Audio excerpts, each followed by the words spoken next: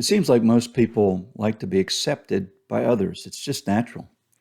We like to be liked. Years ago, I worked for a company that manufactured industrial printing presses. These were massive machines, and I worked as the director of technical services for the company. While I was doing follow-up work in one of our installations, I was asked to pick up an equipment supplier at the airport and take him to see the plant management of the plant, which we had a piece of equipment installed. While traveling in the car from the airport with this fellow, I mentioned my church affiliation and my conversion to faith in Jesus. He went on to tell me that he was a Southern Baptist and about his church participation. All the words he spoke seemed to indicate that he was just a solid believer. Well, when we got to the plant, the management decided to take the supplier and I to lunch for a meeting, and that's pretty common, lunch meetings.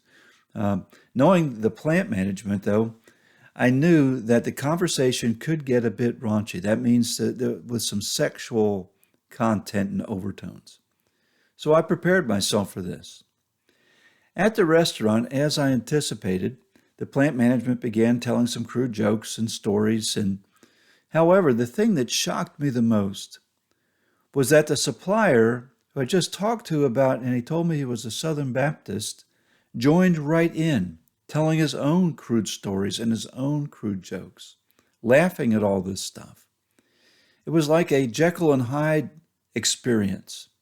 The supplier changed 180 degrees when he was with the plant management team. So why did he do this? I guess that it was to somehow fit in so that they would accept him and purchase his wares. Whether he was a genuine believer or not, and I really don't know the answer to that question, the issue was one of wanting to fit in and compromising to be accepted by various people. In Paul's letter to the Galatians, he made this statement, For am I now seeking the approval of man or of God? Or am I trying to please man? If I were still trying to please man, I would not be a servant of Christ. This statement contains two rhetorical questions and a statement of affirmation.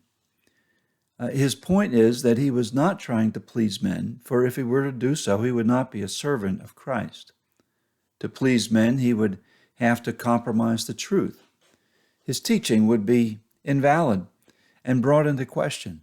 Yes, he would run the risk of irritating some who held to a false doctrine, but that is the stand that a true servant of Christ must take.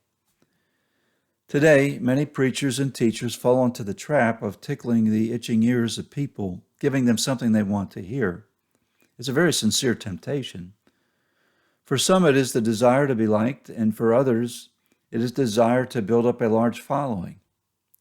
Moreover, the problem is not just in preaching and teaching things that are false.